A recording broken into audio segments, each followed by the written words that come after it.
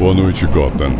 Bem-vindos ao Mansão Wayne, o podcast que fala sobre o que mais importa.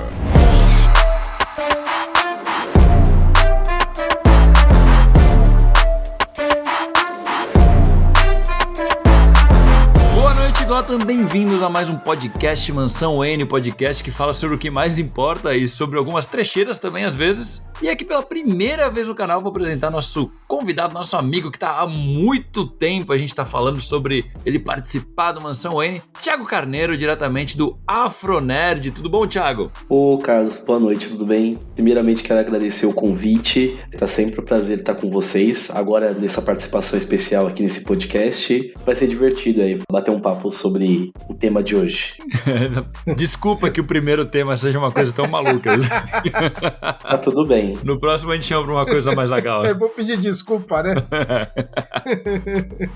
Não tem problema nenhum. A gente pode dialogar sobre qualquer coisa que faz parte aí do universo da nerdice, sejam as coisas mais aleatórias ou coisas muito divertidas aí, enfim, faz parte. Pra ser justo, o convite foi feito bêbado no bar, então também deixo essa... Verdade. Ele tem isso em sua defesa, mas confesso que o tema, apesar de ser trash, ele tem muita relação aí com o conteúdo que é feito na Afronerd, né? Então, não necessariamente é uma coisa horrível assim. Então, o pessoal que tá ouvindo, não fiquem preocupados. Não foi Vocês tortura. vão saber o tema antes, né? Porque vai estar na thumb, vai estar no título. Mas não fiquem assustados, vai ser legal, vai ser uma jornada boa. A gente finge esse mistério na apresentação, mas todo mundo que deu play já sabe o tema. Exatamente. E também aqui conosco, Thiago Brancatelli. Queria dizer que a partir de hoje exijo receber um adicional de insalubridade para participar de programas como esse. Não, é sério mesmo. Não é brincadeira, não é piada. Pode deixar. Não vai ser mais na amizade. Depois de Mulher Gato, depois de Lanterna Verde, depois de Flash, né?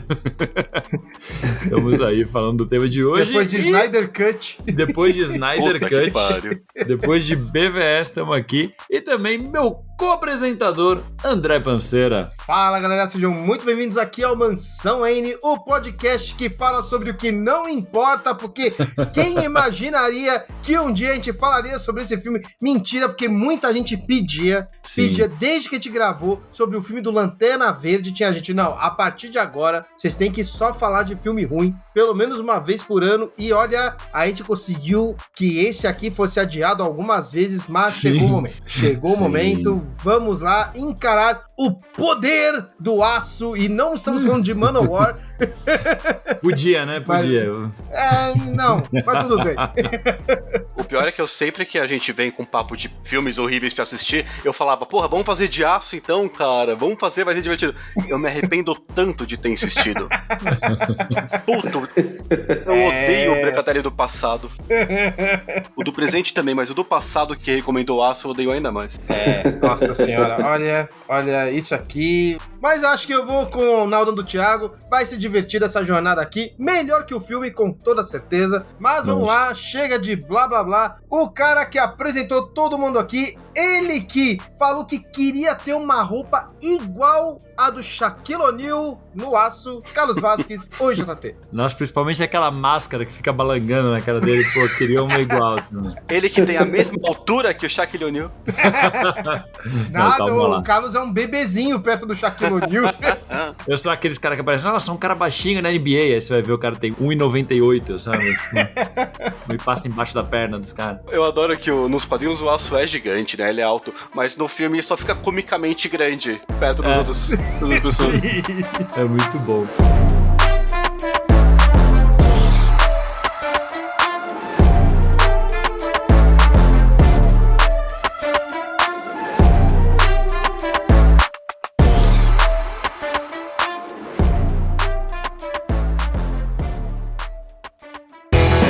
E o melhor lugar pra você comprar quadrinhos importados é no Baú das HQs. Lá eles têm todos os lançamentos da gringa, quadrinhos autografados, quadrinhos com CGC, facsímiles de clássicos e muito mais. Então acessa baúdashqs.com e garante seus quadrinhos favoritos.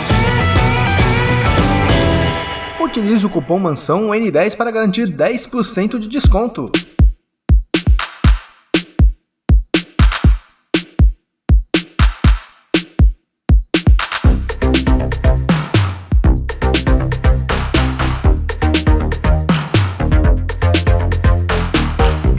esse filme que a gente adiou tanto que eu já tinha visto uma vez numa TV quebrada faz muito tempo, faz tanto tempo que era uma TV de tubo. Hoje a gente vai entrar aqui pra falar de Aço, como a gente já falou, né?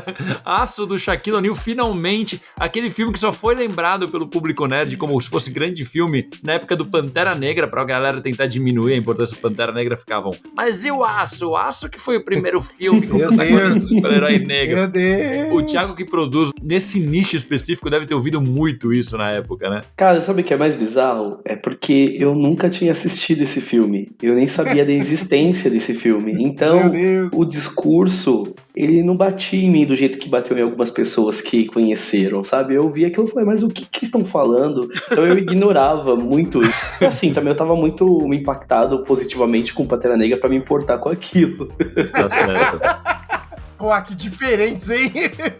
Assim, é claro, tem uma questão de época, né, que nós estamos falando de momentos diferentes do cinema, de super-herói, mas o filme não precisava ter um roteiro tão simplório, né? Porque uma coisa é você não ter efeitos especiais, você não ter um orçamento milionário, quer dizer, milionário já era, né, que o orçamento, se não me engano, foi 16 milhões, mas não se compara com o orçamento dos filmes de super-herói atuais, né? Mas mesmo assim, questão de roteiro, o roteiro é roteiro, né? É sentar a bunda e escrever. Então, eu acho que nessa parte ele perde muito, e olha que tem filmes anos 80 aí, anos 90, que tem roteiros bons, né? Não tem a ver com a época nessa parte, mas o filme ele realmente é muito simplório, e eu acho que também tem muitos problemas que impedem ele de se relacionar com o quadrinho, que provavelmente é o que tornaria ele um pouco mais interessante se tivesse, mas naquela época também não tinha essa preocupação, né? Não. Enfim. Mas ele é um filme de Sessão da Tarde, né? Totalmente. Eu nem sei se já foi transmitido na Sessão da Tarde, mas se não foi, deveria ter sido, porque ele é muito isso, sabe? Ele não tem profundidade em nenhum dos temas que ele se propõe a dialogar. Ele realmente passa de forma bem rasa em todos os aspectos, né? Então,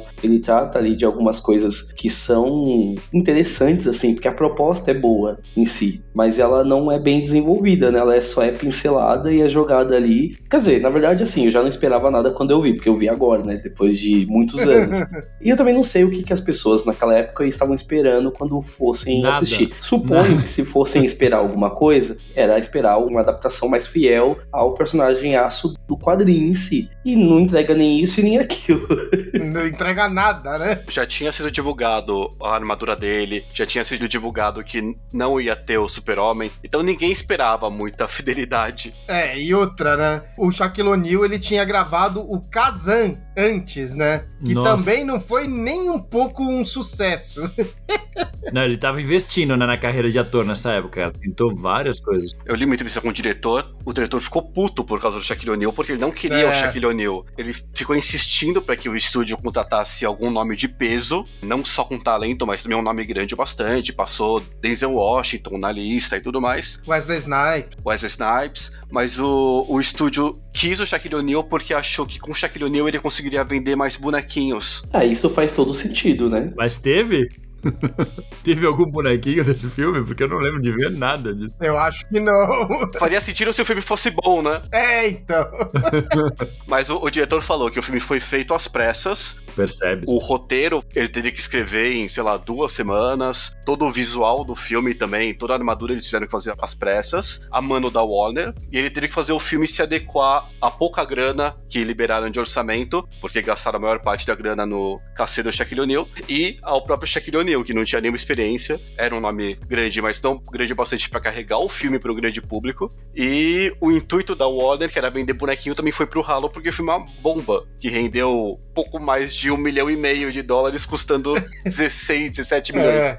Foi bem isso. Nossa senhora, cara. Pior que eu tô vendo, o diretor e roteirista é o Kenneth Johnson, que, tipo, ele fez bastante coisa de TV, né? Coisa de sucesso. Ele criou aquela série V, né? Aquela dos alienígenas que come rato. Ele fez um monte de roteiro pra série do Hulk, pra série da Mulher Biônica. Essas trecheiras, na verdade, né? Tipo, que hoje, na época, fizeram muito sucesso. E aí ele fez esse filme. E ele não tem grandes filmes. O grande filme que eu vi é Short Circuit 2. que eu acho que era Robô Curto-Circuito, uma coisa assim em português. Sim. 2. Tipo, foda-se, tá ligado? Então, sei lá, mas cara. mesmo assim, né, cara?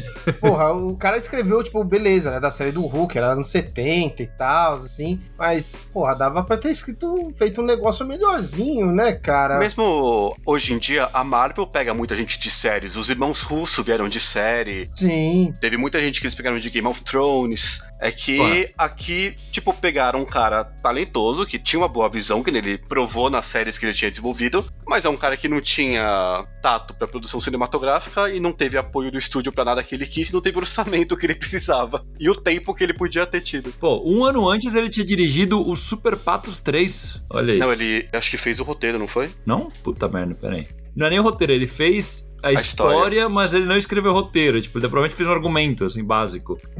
Que, meu Deus. Mas então, na verdade, a gente culpa muito ele. A gente culpa sempre muito o diretor pelo filme, mas aqui a Warner, ele meio que não ajudou ele em nada, só fudeu a vida dele e não dá só pra culpar o cara, coitado.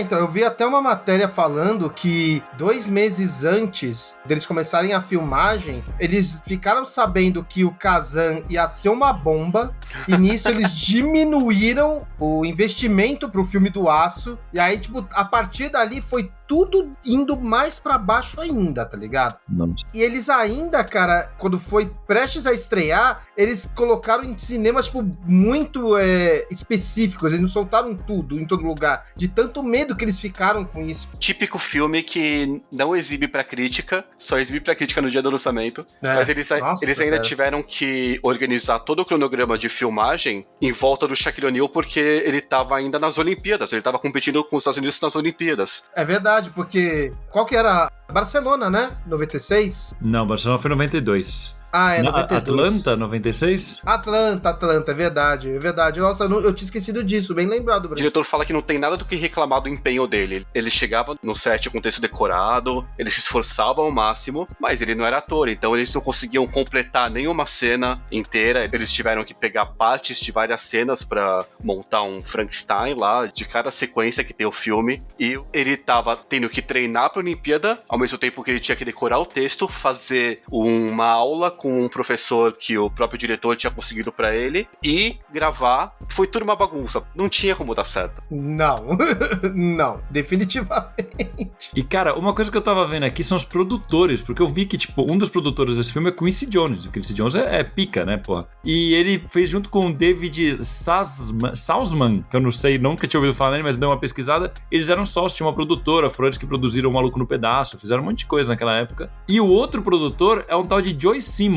Esse Joe Simon, eu fui pesquisar, o filme seguinte que ele produziu foi As Loucas Aventuras de James West. Ou seja, eu acho que esse é o tal do produtor que tem aquela entrevista do Kevin Smith falando que o produtor falou pra ele que tinha que ter uma aranha gigante no terceiro ato, que o Superman tem que ter olhar de assassino. Tem toda a cara de ser esse mesmo maluco, cara, porque ele era também o produtor de James West e fez o filme do Aço. Devia estar super envolvido com isso naquela época, né? Ele era um produtor bem famoso, acho que ele fez X-Men também. Ele gostava de coisa baseada em série, coisa de quadrinhos. Sim. Mas eu acho que não é ele o cara do Kevin Smith, deixa eu ver aqui. Eu acho que o cara do Kevin Smith é um cara mais famoso, é um cara bem mais famoso, deixa eu ver.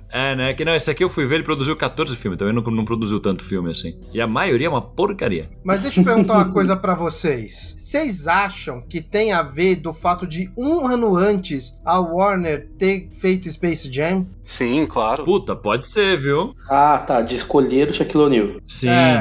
Não, com certeza. É que assim, vamos lá, né? Eu vou colocar aqui o meu olhar enquanto pessoa negra também no contexto. Nós estamos falando de um filme que, teoricamente, o seu ponto positivo era para trabalhar questões de afro-americanos, né? De questões armamentistas, de deixar armas nas ruas, trazer essa dinâmica urbana para poder debater sobre a posse de armas por civis. E o filme tenta colocar essa mensagem de fato de que não é uma coisa positiva, mesmo falando de Estados Unidos, né? Então, ele tenta fazer esse discurso a partir de um homem preto que era um engenheiro, né? E não concorda com a forma como suas invenções eram utilizadas ali durante o seu serviço militar, enfim, que se eu não me engano ele trabalha ali pro serviço militar americano. E aí ele se depara ali com a situação acontecendo, as armas dele chegando nas ruas, e ele tenta tenta impedir. Só que assim, falando quando a gente fala de discurso racial, aí você tem ali um diretor branco, e eu acho que muito da parte de ser raso esse discurso tá na falta de visão dessa pessoa. Tá certo que ele tinha ali um produtor negro que poderia o auxiliar em quesito disso, que é o Quincy Jones, né? Tinha outras pessoas pretas envolvidas no meio, mas a gente tá falando de uma época onde não se tinha tanto assim, dar a abertura para se ter o diálogo a partir de local de fala, vamos dizer assim. Então, eu não sei o quanto o diretor poderia colocar autenticidade num roteiro que ele desconhece daquela realidade, entende? E eu acho que era isso que poderia, na minha opinião, já que a gente tá falando de um filme que não iria citar o Superman, porque eles não iam arriscar, e também porque ia envolver muito dinheiro, muitas questões legais, então eles não iam arriscar usar a imagem do Superman. Então eles tinham que tornar esse filme interessante por outro contexto. Alguém citou que o filme foi transmitido em algumas salas de cinema, e eu não duvido muito que tenham sido salas de cinema de regiões dos Estados Unidos que sejam de uma população majoritariamente preta. Então, se isso foi o caso, não sei se foi de fato, eles cometeram um erro no sentido de não aprofundar as questões raciais, principalmente, de trazer essa abordagem de uma maneira um pouco melhor. Quando eu falei com o Carlos, quando a gente começou a conversar sobre o tema, eu falei, esse filme não é da época do Blaxploitation, mas ele tem muita referência, né? E tem muito filme de Blaxploitation que tem essa linguagem, né? Quando a gente fala de uma linguagem mais afrocentrada, principalmente quando a gente fala de afro-americanos, mais bem definida,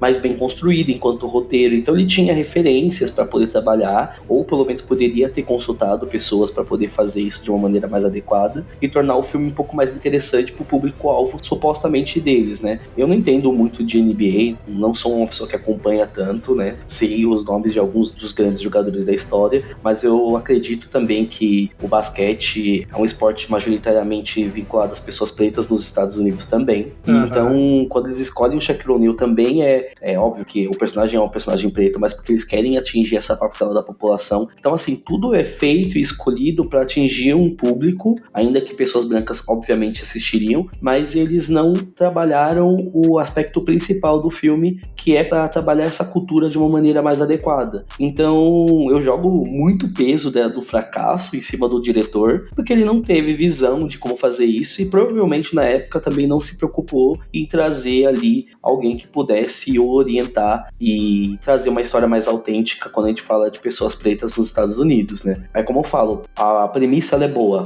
trazer essa dinâmica urbana, falar sobre essa questão armamentista, trazer um herói preto numa época que isso não era pensado no cinema, mas trazer o Shaquille O'Neal, por mais que ele seja um péssimo ator, ele é um cara que tem um carisma na tela, então... Ele é muito carismático. E o carisma dele entrega bem quando a gente fala na tela, sabe? Tipo, o meu incômodo é menor justamente porque ele tem carisma, mas realmente é a atuação de uma porta total, assim.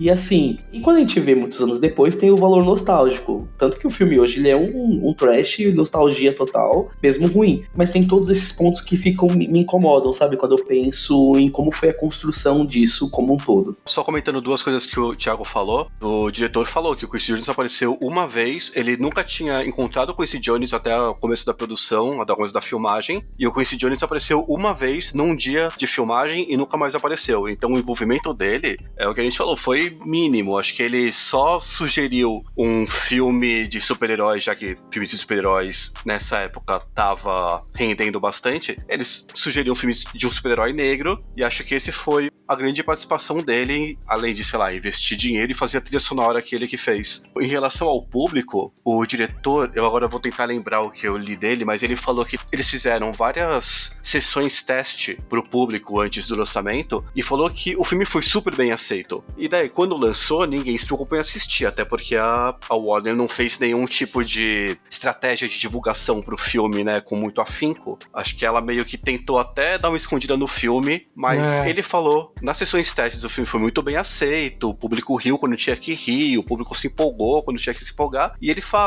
lembra que nessas sessões testes era prioritariamente pro público infantil, o público infantil que ia com a família, ia com os pais. Então ele fala, pra ele, Aço é um filme que deveria ter sido vendido pro público infantil. Não foi o que aconteceu, aliás, não foi vendido pra nenhum público, até onde a gente sabe. Então, né? Ninguém comprou, pelo menos. Eu também acho isso, eu acho que se fosse um filme que a venda dele fosse mais sem vergonha de ser uma coisa destinada destinada a um público infantil, um público pré-adolescente, até porque o próprio Thiago falou que o filme tem coisas boas. O que o filme tem de coisas boas é o que ele pega dos quadrinhos, né? A relação do John Irons com a vizinhança dele, com a questão de venda de armas, de gangues e tudo mais. Essa que é a questão interessante do filme e é tirada dos quadrinhos. O filme não tem nenhuma grande ideia original ali. Os quadrinhos eu acho que tem também uma hora de desenvolver essa ideia séria para um público mais jovem, né? Com uma certa inocência. Então, se o filme tivesse abraçado mais essa cara, até por causa do Shaquille O'Neal como um cara carismático e fazendo um papel meio que fazendo palhaçada no filme e tudo mais, eu acho que ele até poderia ter se vendido melhor. Poderia ter encontrado um público. Mas ele foi escondido e talvez ele tenha sido tratado como algo sério demais e não alcançou nenhum público. Pode ser. Eu acho que ele não tem nem como ter sido tratado como algo sério demais, levando em consideração que o filme é um pastelão total, assim. Mesmo nos momentos de seriedade ali, você dá risada, sabe? É que assim, eu acho que é muito complicado avaliar uma obra dessa, passados-se 30 anos praticamente dela. A gente não tem como ter o olhar das pessoas daquela época, mesmo a gente tendo nascido também naquela época, porque nossa visão de mundo também mudou muito e nós não éramos o público daquele filme naquela época. Quando você fala de público, eu sinto que se isso foi definido, não foi respeitado, mas foi uma bagunça, esse é o ponto. Não tem um público-alvo bem definido quando a gente fala de obra, né? Eu concordo com você, o filme é pra ser um pastelão, mas eu acho que como ele não foi vendido pra nenhum público, como o público meio garantido dele era o público de quadrinhos, o público de quadrinhos foi ver esse filme esperando ver no filme aquilo que eles viam nos quadrinhos, sabe? Uma coisa que, apesar de mais ingênua, também era uma coisa mais séria, né? Sim. Primeira aparição do Aço, o moleque leva um tiro e destroça metade do corpo dele. O Aço fica abraçado com metade do corpo do moleque. Então acho que, como não foi vendido como um filme pastelão, que deveria ter sido essa busca do público, o público dos quadrinhos foi esperando ver alguma coisa minimamente fiel, não encontrou e acabou sendo esse fracasso. Sim, sim.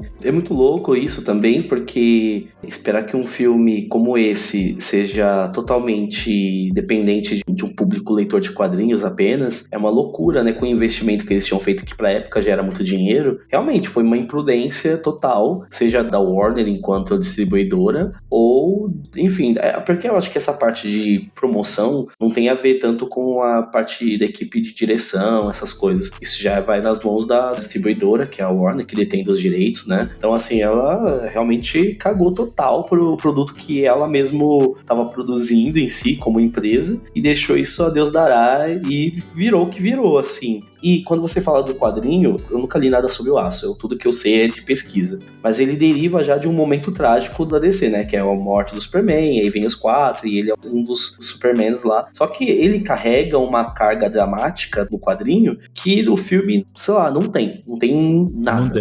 Não tem nada. Não. Mesmo a questão, quando tem a circunstância lá, porque a carga dramática que o personagem teoricamente deveria ter seria em 2 momentos. O momento em que a amiga dele lá sofre aquele acidente que deriva da invenção dele, que foi mal utilizada. Naquele momento era para ter uma carga dramática que pesasse nele o quanto as coisas que ele faz podem ser prejudiciais à humanidade. Aquilo deveria ter um peso, mas Shaquille O'Neal não ia conseguir segurar. Então aquilo ficou jogado. Aí tem um segundo momento, que é quando ele vai entender o envolvimento lá do rapazinho, né, do menino, com as gangues lá. E aí ele vê a realidade das ruas e como que tá acontecendo e como que aquilo tá afetando as ruas do bairro dele, com aquelas armas, com todo aquele problema. Aquilo deveria ser outro momento dramático e é tratado de uma maneira toda pastelona também. O Shaquille O'Neal não segura, cara. O Shaquille O'Neal não segura nada. Não tem como segurar. Não tem como.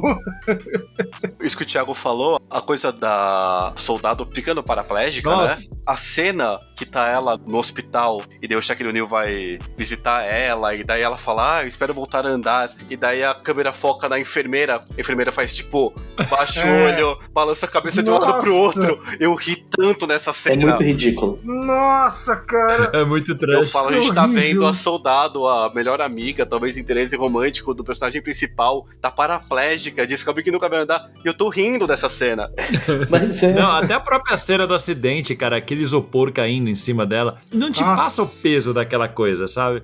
E, cara, aí depois, quando tem a cena que aí ele descobre que tiraram ela lá e levaram, tipo, pra um hospital de pessoas. Ah, eu já sei que cena que você vai falar. É uma vergonha alheia isso. E aí, cara, ela olhando pra janela, ele vai e quebra a janela e dá um discurso Nossa, cara. horroroso. Cara, ele tem que quebrar tudo. Tem uma cena que ele tá saindo da boate depois de enfrentar a gangue. É tipo, uma puta boate. Você acha que ele vai sair de noite e tá de dia ainda? E daí ele sai da porta, um cara tá passando na calçada, um cara de boa, ele empurra o cara.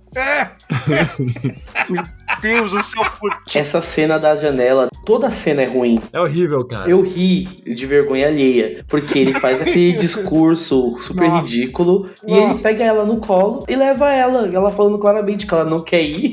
Ele Me larga, não me segura. leva ela e todo mundo aplaude no final. Tipo, Todo mundo aplaude.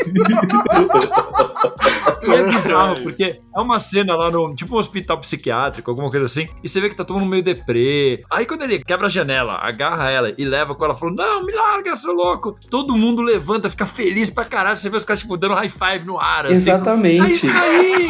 Vai lá! Cara, é bizarro. Eu imagino isso, parece uma cena do Hermes e Renato, sabe? De tão trash que é. Exatamente, é isso que eu penso, é exatamente isso. É muito Parece ruim. uma cena de Hermes e Renato, porque ela é muito bizarra. Ela é muito bizarra, não tem nexo algum aquilo. Nossa, cara. Outra cena que ela era pra ser dramática, mas eu acho ela muito vergonha alheia, é quando a menina cai da cadeira de roda e eles ficam olhando pra ela, Sim! ela Nossa, voltar. cara! Que Sim. cena horrível! É muito ruim isso. Meu Deus! E aí, tipo, ela tá lá se esforçando pra levantar, ela consegue voltar pra cadeira, e aí os dois estão olhando e fazem, tipo, um joinha pra ela, um sorrisinho. É muito ridículo. Nossa, Se fode aí, né? cara. Mandaram Legião da Má Meu Vontade, Deus. né? Não, é Meu muito Deus, ruim. velho. É muito ruim, mas É horrível. essas são as coisas que eu me apego, porque eu ri das coisas ruins. É tão tosco que tudo que sobra pra você é dar risada. É um filme que pelo menos ele não é muito longo. Então, assim, dá pra juntar Sim. e dar risada assistindo, porque não tem muita enrolação, pelo menos. Mas, nossa, cara, dá pra dar risada, mas às vezes é difícil, viu? Não, é trash, é trash. Cara, eu vou te falar, eu ficava extremamente constrangido. Tipo, eu ficava com vontade de esconder a minha cabeça, assim. Eu ficava um apontando o dedo pro outro ali. Os dedinhos. É. A Nossa primeira cena dos senhora, dedinhos, cara. eu me escondi, cara. Nossa, que coisa horrível, cara. É uma relação especial, eles não têm um interesse romântico definido, eles são muito amigos, e é isso. Teria tantos jeitos diferentes de você mostrar que eles são muito amigos, que não seja eles fazendo um gesto infantil de dedinhos. Nossa, cara. Cara, mas é o que você falou, cara. É um filme que se ele tivesse sido dirigido numa vibe Pequenos Espiões, acho que teria funcionado melhor, sabe? Mas daí a gente pensa, por que alguém vai fazer um filme do Aço com uma vibe de Pequenos Espiões, sabe? Eu acho que alguém também pensou isso lá dentro, e por isso que não deveria ter pensado.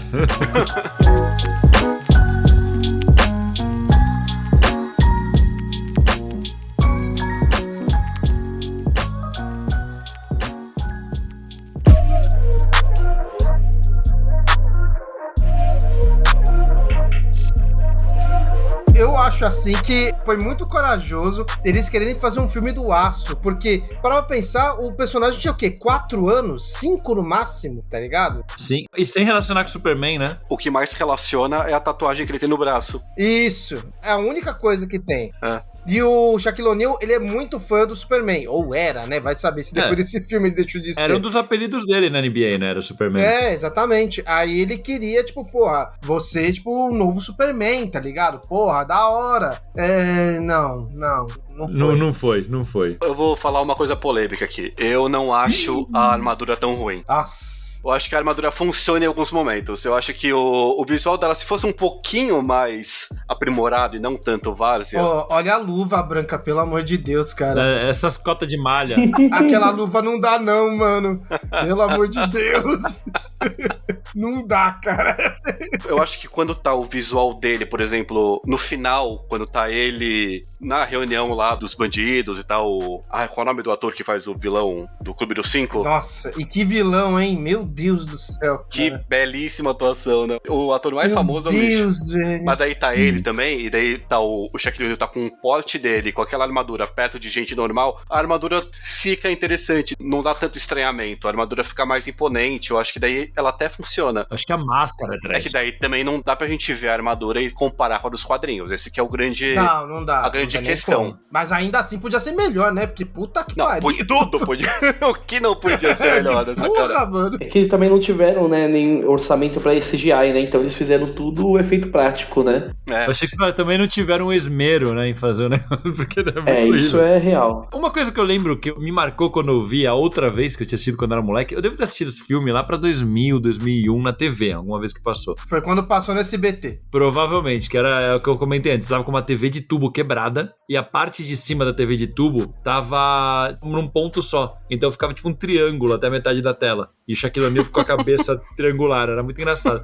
Caralho, você piorou o filme, mano. Meu Sim, Deus. não, até agora que a gente alugou esse filme no Prime pra assistir pra esse podcast. Até agora, a única vez que eu tinha visto tinha sido assim, com a TV com metade fazendo um triângulo, assim. E aí eu lembro que, tipo, porra, se for lá pra 2000, 2001, eu tinha começado a ler quadrinhos fazia uns 2, 3 anos no máximo. E eu fiquei maluco que tinha a Oráculo no filme. Porque aquela mina é Oráculo, é uma versão da Oráculo que eles colocaram lá, né, cara? Faz todo sentido. A mina é cadeirante, que é hacker e tá lá no meio do rolê. E eu fiquei, caralho, cara, é uma versão genérica da Oráculo nesse filme? Que foda. É a única coisa que eu lembrava desse filme. E eu acho a personagem dela e o tio, quando eles fazem a dupla lá pra ficar no computador, eu acho que é uma dinâmica boa. São dois personagens bons. Ela que é a Monica Reyes, do Arquivo X, né? E ele que era o Shaft. Ele foi o Shaft, Sim. por isso até que ele faz aquela piada lá. Não sabia que era ele, olha aí. É ele que é o Shaft. Porra, foda. Uncle Joe, né? E tem o policial também, o policial que depois foi fazer aquela série Cold Case. Ele também tá bem. Tom Barry, né? Acho que é Tom Barry o nome dele. Cara, porque os atores que fazem, tipo, heróis ou galera do bem, eles são carismáticos. Podem não ser grandes atores, mas são carismáticos. Mas a galera que faz os vilões é tudo horrível, cara. É tudo caricato do pior jeito possível, assim. Desde o cara que fica lá aumentando escondido a potência das armas só pro negócio ricochetear de volta nele sempre, até o cara do cabelinho lá, que é esse que é o do Clube dos 5, né? O cara do cabelinho que tem uma fábrica escondida de armas supersônicas embaixo de um arcade, uma fábrica de videogame. Ai, meu Deus. É muito caricato tudo, cara. É muito ruim. Aí quando o cara vai leiloar a arma e mata o cara na frente de todo mundo, porque ele é muito do mal. E nocauteia o aço. Meu Deus. De um jeito trash que ele cai. E aí ele, tipo, não foi tão forte assim, ele fica caído em cima do palco, assim, mó tempão. É tudo muito trash nesse filme, cara. É muito louco. E a Warner não queria violência explícita, então o diretor ainda teve que pensar numa arma que causasse um tipo de estrago que ficasse implícito o que ela causa, mas que não fosse nada que tivesse sangue ou que tivesse buracos ou coisa assim. Tanto que eles atingem um dos moleques da gangue com a mesma arma e o moleque tá de boa depois. Então. É um filme que ele não sabia o que ele queria ser, né, pelo jeito. Porque o que a gente falou, ele tinha uma vibe de desenho animado, de super-herói, aquela coisa bem e tal. Ao mesmo tempo, tem umas horas que você vê que ele tenta se levar a sério, trazer temas densos e tal. É tudo estranho. O Shaquille O'Neal com aquela cara dele o tempo todo, tipo, sem expressão nenhuma. A parte urbana, visualmente, do filme é bem fiel ao dos quadrinhos. Mas isso também acontece porque os quadrinhos retratavam a parte urbana que nos anos 90 era meio que o padrão, né? Sim. Isso eu achei legal. Toda obra que mostrava esse núcleo social dos Estados Unidos era meio que o mesmo visual, mesmas características. Então, os dois meio que bebem da mesma fonte, quadrinhos e o filme. Mas, cara, o que é o negócio do soufflé? De não poder falar algo. Não entendi isso também. E aquilo foi repetido algumas vezes. Eu fiquei, por que esse negócio do soufflé? Isso é lenda urbana, que se você fizer barulho, o soufflé, ele murcha. Daí pegaram a lenda urbana e fizeram uma piada em cima disso. Horrível. Todo o arco dessa mulher que não faz sentido tá lá é horrível.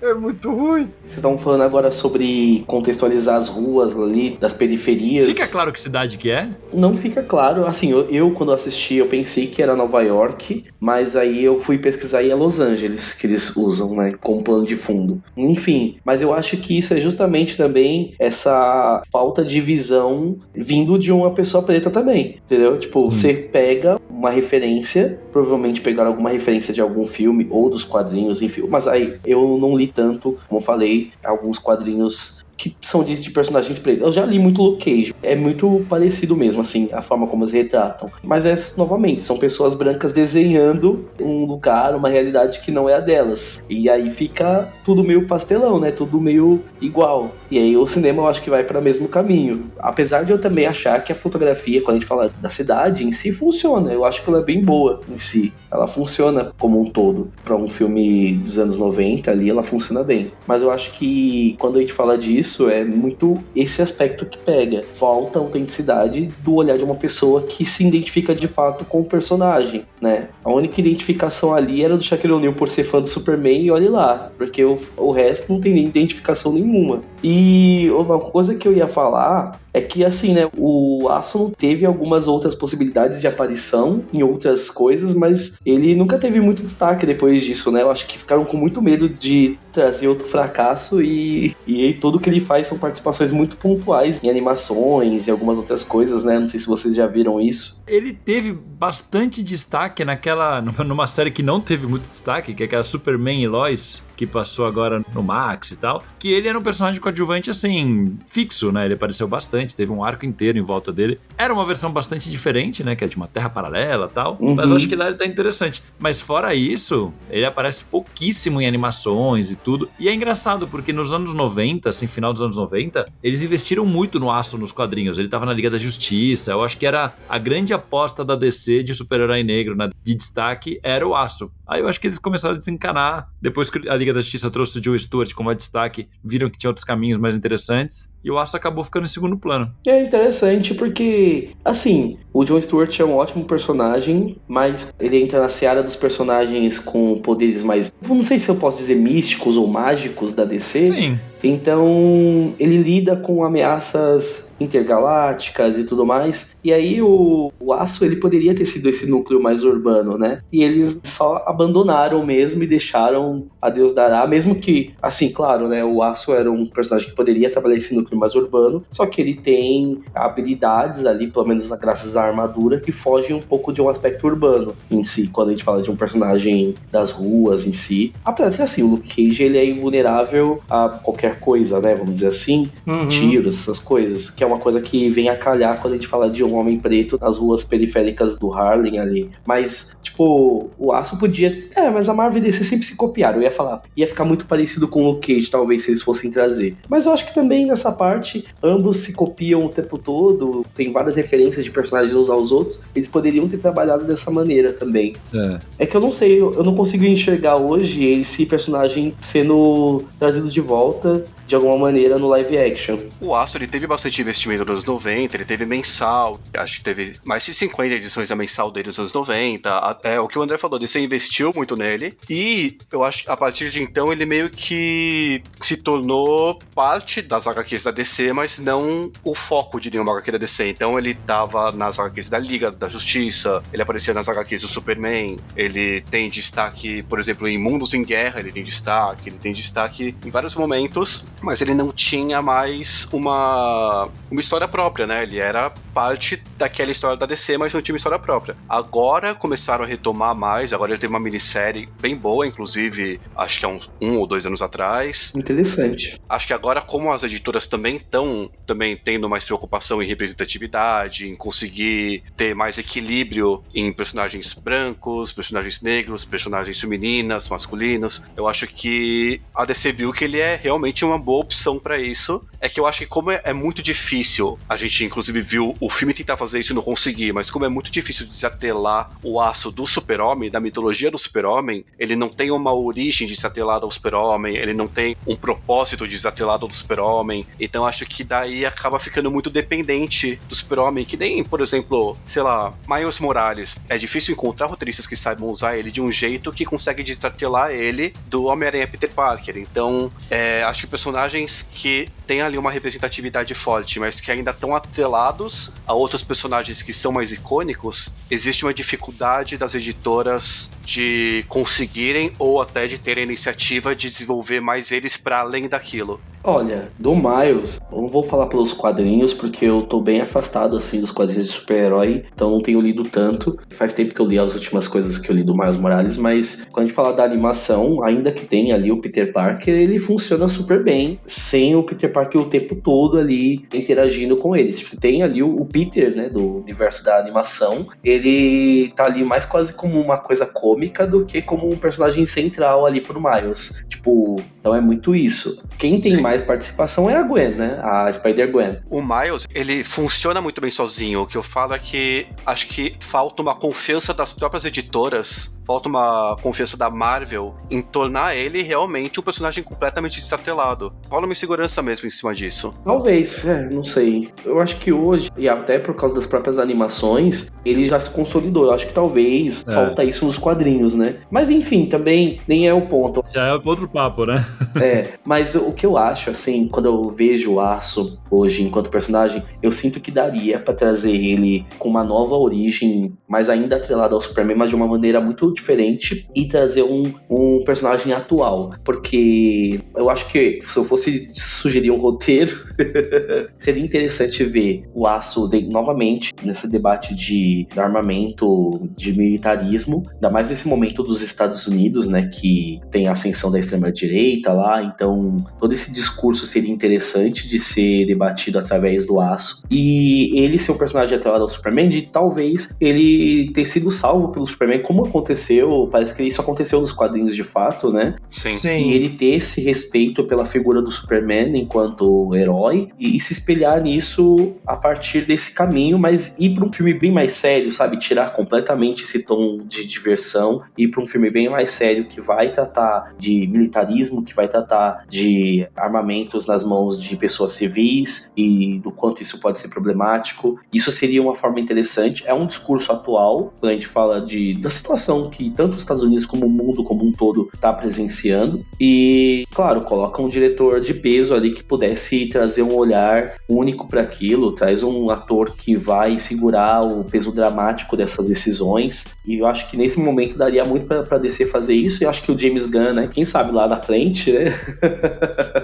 Ou até uma série de TV, cara, poderia trazer isso, assim, uma série da HBO, com o tom do Pinguim. Talvez fosse até mais legal, né? Porra, com uma série seria muito legal. Com o tom do Pinguim ali, de uma coisa mais soturna, uma coisa mais obscura, né? Enfim, eu acho que daria pra fazer muita coisa interessante. Porra, eles fizeram o Pacificador, é muito bom, sabe? E eu acho que daria pra produzir outras coisas dentro do cenário do HBO ali e trazer o personagem de volta com essas pautas que já estão inseridas nas HQs, são coisas que o público vai entender. Não precisa ser, matar o Superman de novo e trazer exatamente da mesma maneira que o quadrinho trouxe, mas dá pra você adaptar isso de uma maneira diferente e trazer o personagem. É uma coisa que eu gostaria de ver nas telas, pelo menos. Eu acho que dá pra adaptar sim, e principalmente com uma marreta sendo uma marreta e não sendo uma pistola, uma arma, que coisa horrorosa! Mas é isso, né? Acho que a maior dificuldade de fazer uma adaptação do Aço é que aquele uniforme, aquela armadura que é a coisa mais característica dele, é meio que impossível de se reproduzir no live action. Hoje eu acho que dá. Dá pra adaptar. É que eu acho que assim, tem uma parada que o Thiago falou que não leu muito quadrinho do Aço e tal. Eu acho que tem uma parada também que é um diferencial grande do Aço do quadrinho pro do filme, que é que ele é muito mais poderoso nos quadrinhos, né? Tipo, no filme ele é um cara com uma armadurona e tal. No quadrinho ele voa. Pô, ele se equipara ao Superman quase. Tem a cena que ele salva o casal e daí ele sobe na escada rolante. E daí ele começa a subir. Eu falei, talvez essa cena fosse pra dar a impressão que ele estivesse voando, mas foi feito de jeito... Pode ser. Foi feito de jeito completamente incapaz de fazer isso. É outra cena com vergonha alheia. Esse filme é todo vergonha alheia, cara. Mas deixa eu te perguntar, Carlos. Eu tinha pesquisado um pouco, eu vi que ele realmente ele é bem mais poderoso nos quadrinhos, ele voa e tudo mais, mas o voo está atrelado à armadura ou está atrelado a ele saber voar? A armadura. Não, ele não tem nenhum poder. Então, praticamente, a armadura dele é uma armadura do Homem de Ferro. Sim, ele é basicamente Homem de Ferro. Ele é basicamente Homem de Ferro com martelo. É isso. Entendi. Tanto que eu acho que tem um ponto do personagem que eu acho que é o que tá sendo mais interessante nos quadrinhos, pelo menos faz tempo que eu não leio nada atual dele também, mas nas últimas coisas que eu li, que era a filha dele. A filha dele tava virando um negócio muito maneiro, que é a Natasha Irons, né? Que ela também tem uma armadura, ela também tá explorando a parada, só que aí é uma adolescente negra, tem todo um background que não é tão explorado em quadrinho ainda. Eu acho que a Natasha, até pra filme hoje em dia, tem mais potencial até do que o próprio Aço, eu acho. Eu acho também. Sim, não à toa a gente tá vendo a Hayley Williams aí ganhando uma série pela Disney Plus, né? Então. A Marvel correndo aí. Inclusive na própria série Superman e Lois, a Natasha tem bastante destaque, chega a ter mais destaque que o Aço nas últimas temporadas. Mas eu vou te falar que o Aço é um personagem que eu imagino dando muito certo na mão do James Gunn, viu? Eu também acho. Sim. Mas deixa eu fazer uma correção antes, que a Natasha era sobrinha do John Henry Irons, não filha. Tá? Isso, sobrinha. É que na série do Superman e Lois ela é filha, por isso que eu me confundi. Na série de Superman e Lois, o Aço vem de uma terra paralela, onde ele é casado com a Lois Lane e tem uma filha que é a Natasha. Nossa! Eles mudam bem a parada do Aço lá. Ele é de uma terra paralela onde Superman ficou maluco e destruiu o mundo, assim, uma coisa louca, assim. Entendi, não é Injustice. Não é outra coisa, assim. Mas ele chega, tipo, pra avisar e tentar interromper, enfim. Eu acho que a série é interessante.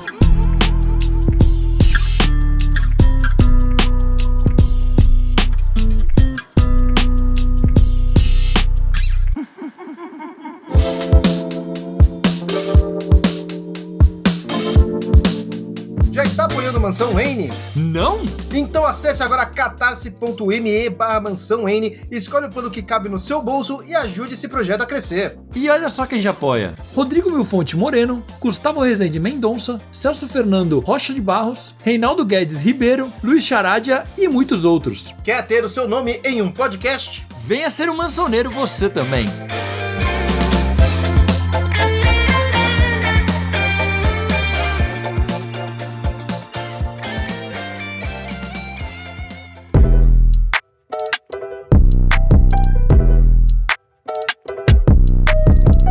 Uma coisa que eu acho que o filme tem de positivo, por mais que ele fique escondido no meio de uma direção horrível e de um roteiro mal escrito, e de um monte de coisa horrível.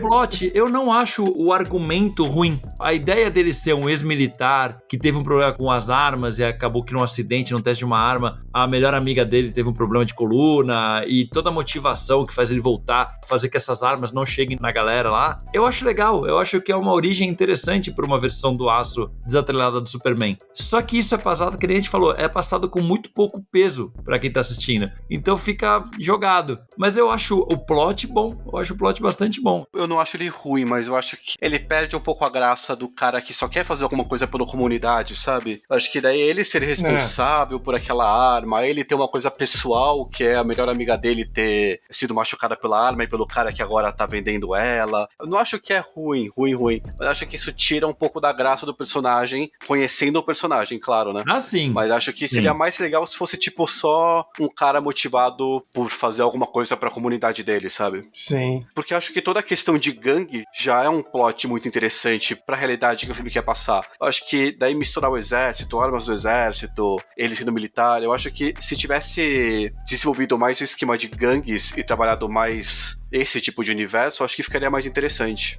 Eu acho também. Focar mais na parte urbana dele, mais na realidade dele, do que trazer essa coisa supersônica, né?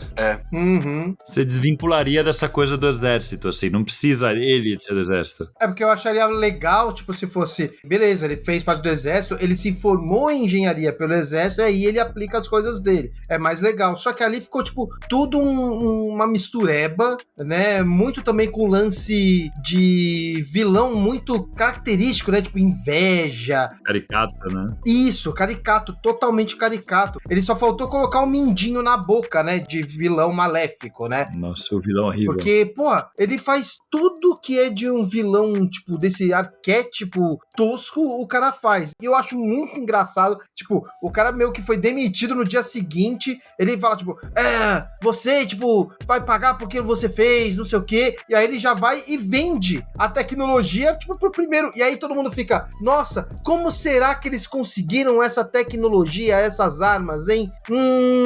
Que será que foi? Seria que todo mundo sabe, né? Cara. Qualquer pessoa, tipo, liga os pontos. O cara do exército fala assim, não, essas armas são iguais, mas não podem ser nossas, é uma coincidência, você está louco. E foda-se, né? E que são os grupos que vão no leilão? aqueles grupos terroristas, aquela galera caricata, o grupo lá meio latino-revolucionário, o grupo... puta merda. Cara, que parada bizarra. Aquilo é um festival de estereótipos toscos. Assim. Nossa, Tem cara. grupo nazista também. Tinha os nazistas, tinha de tudo naquilo. Meu Deus. E o jeito que mostra eles usando na cidade, aquela cena do banco, que você vê que eles param lá, tipo um carro, uma van do lado, e aí explode toda a porta do banco pra nada, porque depois eles soltam um laserzinho que abre o cofre. Pra que eles fizeram tanto barulho? Tipo, só pra chamar a atenção de todo mundo? Porque não precisava daquilo. Porque o filme é ruim. Então, o filme, ele tem essas paradas que é tipo, caralho, maluco, pra que tudo isso? Uma parte que eu lembrei agora que é muito tosca aí, depois naquela parte do leilão lá, que aí ele chega, tipo, entrega o martelo pra ele e fala, só não aperte esse botão, hein? Aí, tipo, tá, até parece que eu não vou apertar, tá ligado? Aí aperta e vem todas as armas. Eu falei, nossa senhora, cara, o que tá acontecendo aqui? Nossa, é trash demais, cara. Nossa, cara. Eu gosto muito de uma cena que o policial tá embaixo do helicóptero que tá caindo, daí o Aço pula pra conseguir salvar ele. Quando mostra, eles estão, tipo, sei lá quantos quilômetros do helicóptero que acabou de cair. Cara, mas ó, vamos falar aqui porque, beleza, ele monta a armadura, né? Ele tem a ajuda da amiga dele, a ajuda do tio e tudo mais. Mas aí, beleza, ele faz tudo isso e tem a cena de perseguição da polícia, né? A polícia fica perseguindo ele. Nossa. Uma coisa que eu adorei na perseguição é que eles ficam trocando os semáforos e eles quase causam todos os acidentes possíveis por Los Angeles. Nossa, cara. Quase matam 20 pessoas ali pra conseguir fugir da polícia. Foi muito louco essa perseguição, porque assim, eu tô agora numa vibe... Meus amigos aqui já sabem que eu tô numa vibe de jogar todos os GTAs na ordem, né? Os jogos. E aí, quando você tá fugindo da polícia no GTA e entra numa missão, a polícia de repente fica perdida e não sabe mais onde você tá e vai pro outro lado. Quando eu tava vendo o filme, pareceu a mesma coisa. Eles entram no ferro velho e a polícia fala... Oh, eles sumiram. Para onde eles foram? E ninguém entra no ferro velho. Nossa, cara. Tipo, foda-se, vamos embora então. E tem helicóptero.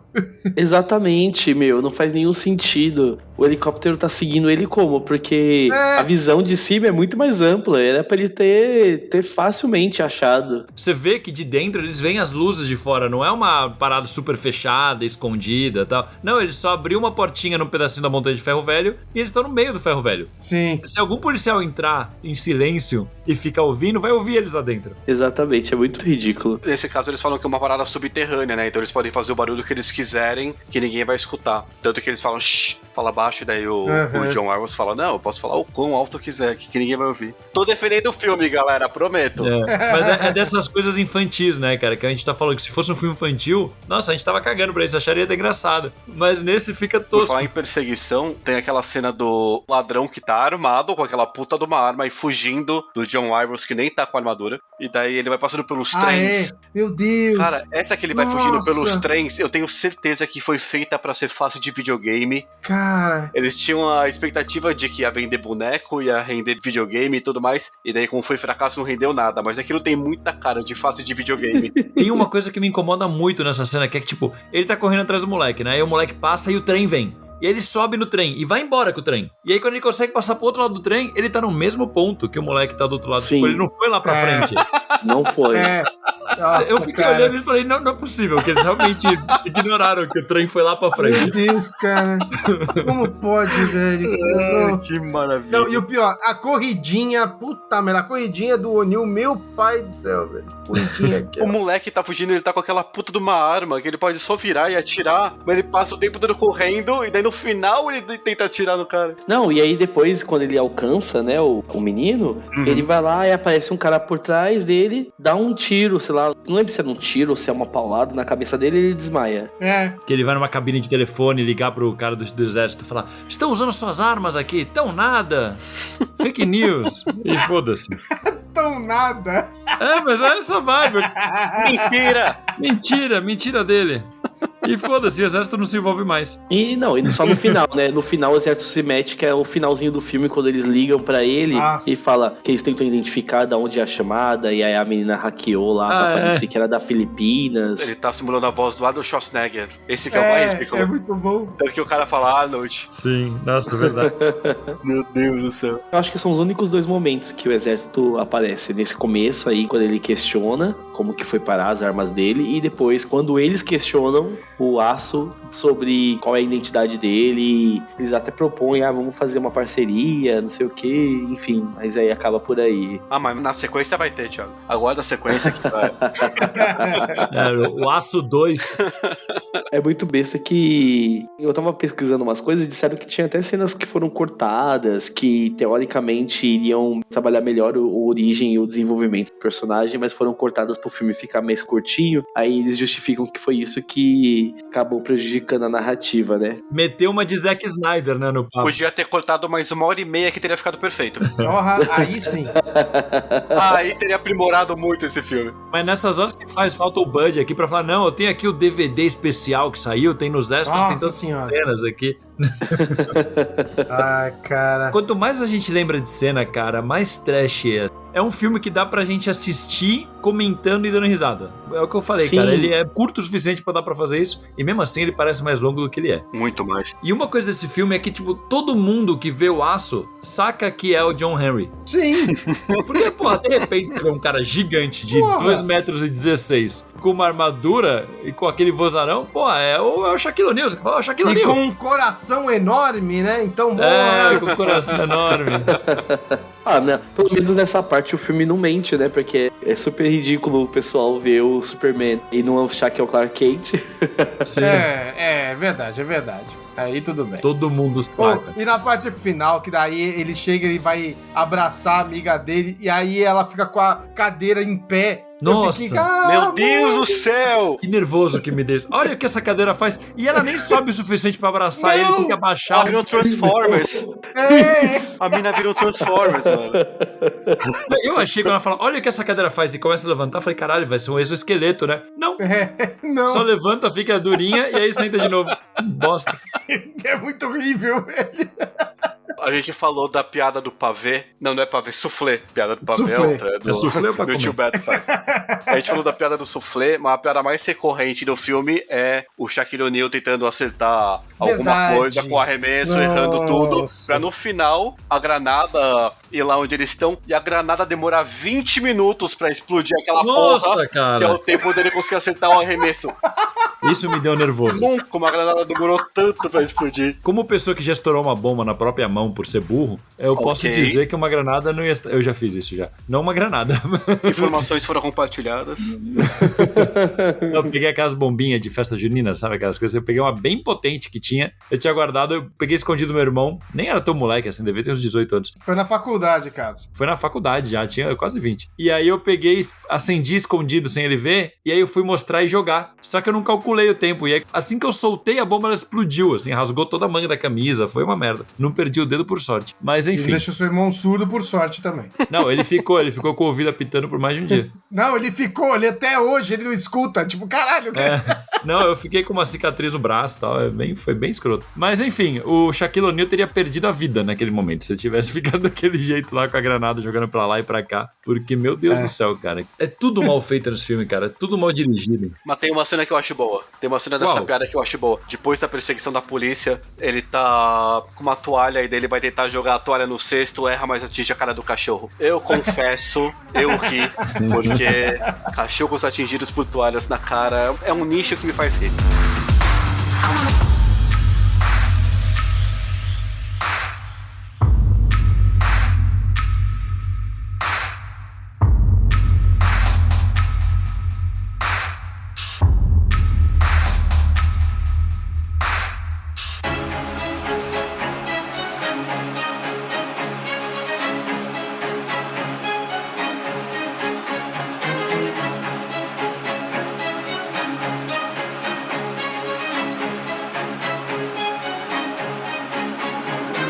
Gente, eu tive uma ideia aqui, vê o que vocês acham. Pra encerrar, Ai, meu Deus. cada um puxar a melhor cena do filme. Ai, Meu Deus. Cara. Por que você faz isso? Vou começar aqui pelo nosso convidado aqui, puxar a melhor cena do filme. Te fode aí.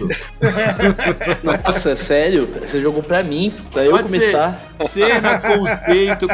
Uma coisa que você tenha achado boa nesse filme. Nossa, calma, que eu vou ter que caçar ali alguma coisa. Pensa que você tá com mais sorte, porque depois vai ter menos cenas pra gente escolher. Então... Isso é verdade. Cara, nossa, eu tô com muita dificuldade de achar uma cena. Já sei. Uma cena que eu acho que salva ali, apesar da personagem não ajudar muito, mas naquele contexto ali ela ajuda. Quando ele tem uma conversa honesta ali com a avó dele, eu não sei se é a avó dele, sobre o bem que o Aço está fazendo pra comunidade ali. Ele tem uma conversa muito íntima, familiar ali entre neto e avó, e de cuidado, que eu acho que aí tem apego emocional, né? Que eu acho que remete muito a essa conversa de olhar de admiração, quando você vê, que ali tá muito claro que ela sabe que é ele, desde o começo. Então, assim, é muito bacana ver essa dinâmica de avó admirando o próprio neto, que tá fazendo algo bom pra comunidade, entende? Aquilo eu acho que o clima do filme entrega bem ali, pelo menos. Por mais que o Shaquille O'Neal seja um péssimo ator, eu acho que nessa parte você consegue puxar um apelo emocional da sua própria família e trazer um pouco de veracidade naquilo. É uma cena muito simples, muito curta, que não tem a ver tanto com toda a dinâmica do filme, mas que mostra um pouco de humanidade do personagem, que eu acho que o Shaquille O'Neal não empalha tanto assim em atuação, porque eu acho que ele puxa um pouco... É uma cena emocional, né?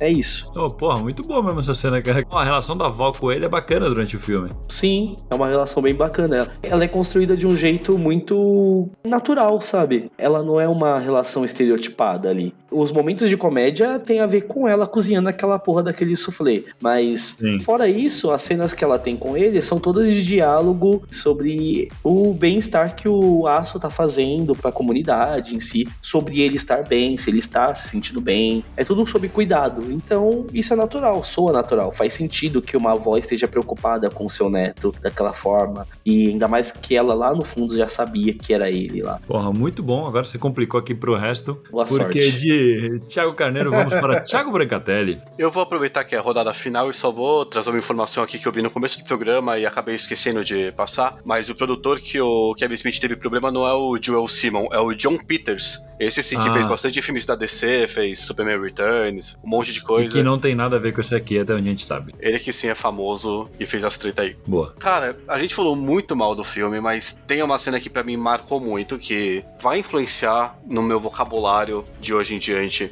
Durante a perseguição policial, o tio do Aço tá olhando lá na tela, tudo que ele tá fazendo, ele se surpreende alguma coisa, eu não lembro agora qual o contexto, mas eu lembro muito bem, gravou muito na minha cabeça o que ele fala quando ele tá surpreso. Ele fala: eu estaria coberto de cocô enrolado em migalhas de pão. Do nada, né, Nossa, cara? é muito específico, né? Meu Deus. Sabe aquilo que é, se tem placa, tem história? Se ele falou isso é porque já aconteceu em algum momento. Pra mim é o grande momento do filme, é aquele que vai me influenciar pro resto da minha vida. Não sei como eu, criança, já não fui influenciado, mas já fiz figurinha, já pensei numa tatuagem com essa frase. Talvez compita pau a pau com o cachorro sendo acertado pela toalha na cara, mas eu vou ficar com essa hoje. Muito bom, cara. Então agora, Caralho. André, pensou alguma quando coisa? aparece The End, pronto. Vamos pro jabás, galera! Realmente muito difícil. Eu vou roubar, tipo, no jogo, porque eu realmente não sei uma cena, mas Não pode ser tem um uma conceito. hora quando a amiga dele tá lá no computador, assim, vendo as coisas antes deles sequestrarem ela, que ela tá vendo onde que tá o endereço, e aí na tela aparece Brasil. Aí tá lá, Brasil Send-Off Glendale Boulevard. Aí eu fiquei, caralho, maluco. Aí eu até tirei uma foto. Então, tipo, eu fiquei, pô, tem participação do Brasil, então essa vai ser a minha cena escolhida aí, porque é isso. Olha a sabonetada. Olha a sabonetada. O André já rapaz. mandou aquela imagem lá de Brasil mencionado e tem o Silvio Santos atrás, uns animes desenhados com a camisa do Brasil. Muito bom. Bom, cara. Mas e você, Carlos? Fala aí, o que tem? O que sobrou aí pra você? Eu vou puxar um aspecto que, assim, não é que seja foda, mas eu achei legal, que é a trilha sonora, cara. A trilha sonora eu acho bacana. A gente falou antes que é Quincy Jones. O Quincy Jones, na verdade, ele é o dono do selo por onde saiu a trilha. É de um cara que chama Mervyn Warren, que ele é um cara que já ganhou um monte de Grammy. Fui pesquisar ele um pouco. E eu acho que tem a parada que o Thiago falou no começo, do filme trazer alguma coisa meio com uma carinha de Blaxploitation. E eu acho que grande parte disso vem da trilha sonora, cara. A trilha sonora, ela remete muito a filmes Blaxploitation e tal. E eu achei legal. Eu acho que o filme não tá à altura da trilha, assim. É, tipo, as musiquinhas são legais, dá um embalo legal pra algumas cenas de ação e tal. Acho ela mal mixada no filme, mas as músicas são bacanas. Inclusive... Não sei se você ia falar. Você ia falar a mesma coisa que eu ia falar, mas pode falar. Vamos lá, vamos ver se é a mesma coisa que o Shaquille O'Neal, ele contribuiu com a trilha sonora, Sim. Ele tá no single Man of Steel. Sim. Eu nem sabia que ele também era supostamente rapper, mas ele contribuiu, né, com essa música, mas falaram que ele chegou a fazer uma música original, na minha pesquisa, só que ela não entrou na versão final do filme. Nossa, eu vou pesquisar essa música depois, porque eu não lembro dessa música no filme. Não, eu nem sabia.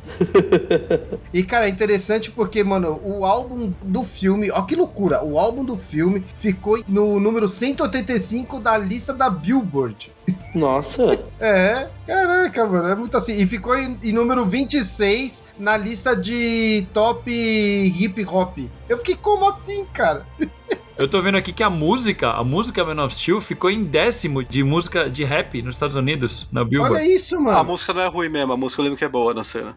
Então. Olha aí. Mas é isso, né? A música funcionou sozinha, sem fazer nada ao filme. Exatamente. Você vai ver que provavelmente a música tem mais reproduções do que a bilheteria do filme, né, cara? Com certeza. Com certeza. Com toda Deve ter certeza. gerado mais dinheiro pra quem fez do que o filme pra Warner. Eu acho que foi aí que o Quincy Jones tava mirando quando ele produziu a parada. Ai, Porque só pode. Ou seja, o filme é um grande videoclipe da música. Da música que ninguém lembra, né? Também. Nossa senhora, cara. Pô, muito bom, cara. Então acho que com isso a gente pode ir pra leitura de e-mails e comentários.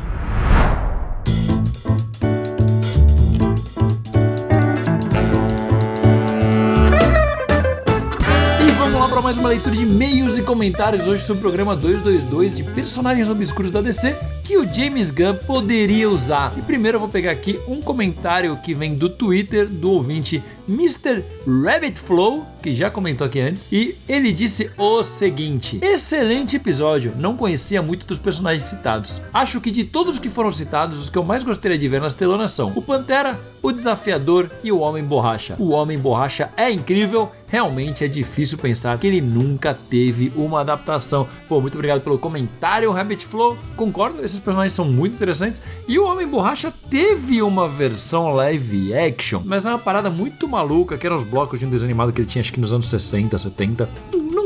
Não conta, mas procura imagens, procura a Plastic Man Live Action no Google que vocês vão dar risadas, gostosas risadas. E no Instagram, o ouvinte Bruno Pereira comentou: adoro esse formato e pra deixar registrado consegui adquirir algumas HQs do Batman e só lembrei de você. Tomara que sejam boas. Pô, Bruno, muito legal que você lembrou da gente, que você pegou algumas HQs do Batman, espero que você goste.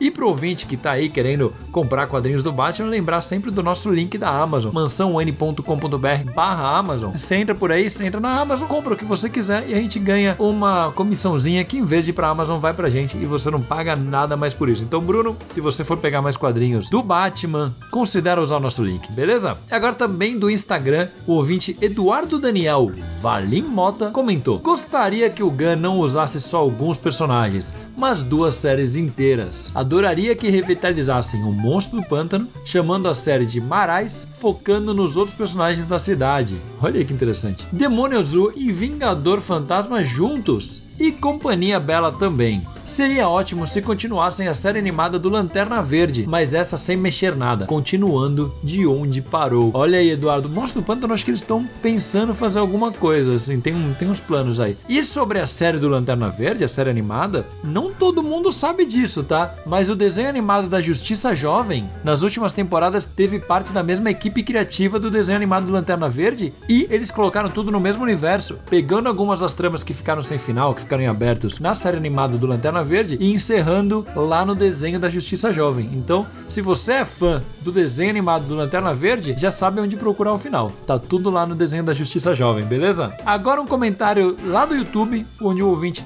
TD Luca, que tá sempre por aqui, comentou o seguinte: nossa, sim, Max Mercúrio seria incrível de trazer aos holofotes. Um personagem tão icônico para a mitologia do velocista Escarlate, mas que é esquecido pelo grande público, infelizmente. Dito isso, tô no aguardo até hoje do podcast do Wally West, o melhor Flash. Concordo, Luca, o Wally West é o melhor Flash e um dia vai. A gente já fez sobre o Barry Allen, aproveitou a época do filme. Algum momento que tiver um contexto, tiver um porquê, ou não, ou simplesmente que a gente tiver muito afim de falar do Wally West, a gente fala. É um programa que eu quero muito fazer, mas existe muito estudo, que o Wally West tem muita história muito boa e a gente ia preparar legal. Beleza, Luca? Valeu! E no Spotify, o ouvinte Felipe G. Aguiar comentou: não temos certeza se terá Tim Drake nesse DCU do Gunn, mas mesmo que pulem pro Damian depois do Jason, a Stephanie ainda assim pode funcionar como spoiler e até Batgirl mais pra frente, já que ela tem uma dinâmica meio irmã mais velha com o Damian que pode funcionar. Excelente episódio,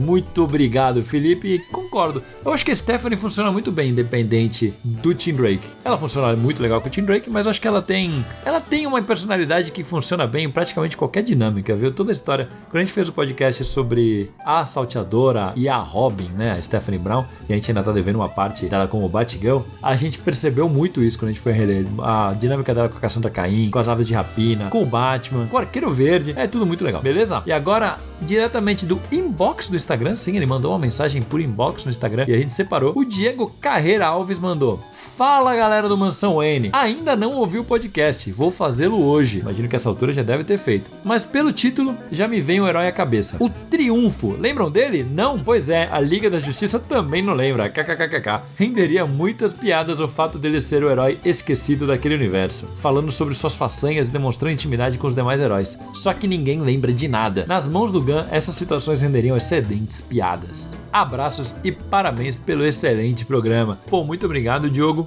E pra quem tá ouvindo e não conhece, o Triunfo era um personagem que surgiu como membro fundador da Liga da Justiça, só que, se eu me lembro bem, a realidade mudou, alguma coisa assim, e aí só ele lembrava disso e ninguém lembrava. Eram umas histórias bem legais ali da época da Liga. Eu não lembro se foi do Giffen ainda ou se foi depois, acho que foi até depois. Mas muito bom, Diogo, muito bem lembrado. E por último, mais um comentário do Spotify do Cláudio Boaventura Braz Lima, e comentou o seguinte: tinha que ter um alerta vermelho na thumbnail que vocês fazem, tipo, cuidado com o trovão, porque se a pessoa iniciante chega aqui com fone e volume alto, tá no sal. Hahaha, zoeira, amo vocês, bate beijos. É, Cláudio, o trovão logo de cara é pra acordar todo mundo, o cara que tá, sei lá, deixou rolando qualquer coisa e aí apareceu na playlist esse podcast, é pra acordar, é pra falar, agora é Mansão Wayne, presta atenção, meu amigo. Beleza? Inclusive, você que tá ouvindo aí, não sabe como mandar um comentário, já sabe agora, ó. Você entra em qualquer lugar que a gente postou esse podcast, tem uma área de comentários, manda lá, Spotify, YouTube, no Instagram que a gente posta sobre o podcast, no Twitter, onde você quiser, pode até mandar um e-mail pra mansãowayne@mansãowayne.com.br.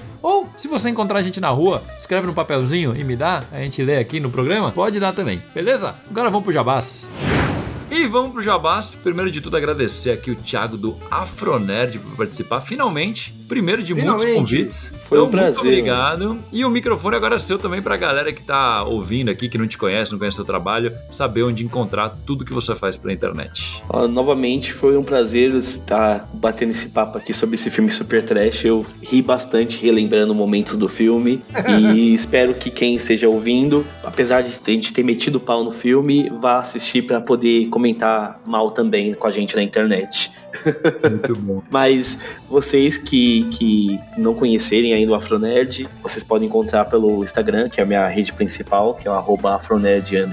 Acredito que você jogando Afronerd vai ser o primeiro que vai aparecer. E lá eu falo sobre quadrinhos, né? Majoritariamente. Hoje eu tô com uma equipe bem bacana, construindo aí conteúdos diversificados, então tem bastante conteúdos otakus pra quem gosta também. E a gente também faz muita cobertura de evento. Apesar de gostar muito de super-heróis, mas hoje estou um pouco afastado dos quadrinhos de super-herói, então vocês não vou encontrar tanto essa parte de quadrinhos de super-herói lá, mas às vezes a gente vai falar sobre alguns filmes, algumas séries como o Demolidor, que eu tô adorando, inclusive. Então vocês vão encontrar tudo isso lá. Eu vou dar uma curiosidade inútil, mas existe um DJ chamado Afronerd lá na África, em um dos países da África. Olha aí. E é muito engraçado que toda vez que alguém marca ele, marcam o meu perfil e não marcam o dele, porque o meu perfil é @Afronerd e o meu perfil é o primeiro que aparece na hora que joga Afronerd. Então o pessoal nem pesquisa. E outra, não é uma foto o meu perfil, é o meu logo. E o meu logo, ele tem toda essa vibe de hip hop DJ, essas coisas. E aí eu acho que a pessoa nem clica pra ver o que é. E aí ela vai marcar direto. Então, nossa, quantas e quantas vezes eu já falei, não sou o DJ. E mando o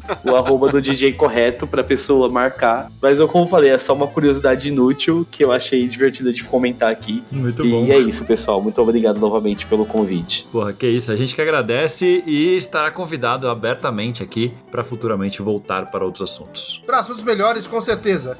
Por favor. Não uma trecheira tão trash assim. E Thiago Brancatelli, seu recado aqui pros ouvintes. Apesar dessa situação que vocês me colocam de assistir filmes horrendos, eu ainda assim amo vocês, eu adorei gravar com o Thiago, e eu estaria coberto de cocô e enrolado em migalhas de pão. E é só isso que eu queria falar. Um beijo pra vocês. Muito bom. E André, quem quiser fazer um podcast profissional, como que entra em contato com você? É só mandar um e-mail para panceira.audio@gmail.com. Você quer fazer um podcast do zero? Já tem um. Quer reformular? Me fala aí o que você quer que eu te dou o caminho do podcast, com roteiro, direção, edição, acompanhamento de gravação, tudo o que é relacionado para o seu podcast ser maravilhoso. Muito bom, cara. E já que você tá nos ouvindo por aqui, aproveita e segue todas as nossas redes, que a gente tá como @MansãoNMW em tudo que é lugar. E assina também nosso canal, porque 2025 vai ser o ano do Mansão N no YouTube. É só acessar youtube.com/MansãoN e assinar o canal. É isso aí, assina, segue, ouve, assiste, compartilha pra não perder nada. E não esquece do joinha. Muito obrigado a todos e até a próxima. Falou! Programa editado por Panceira Áudio.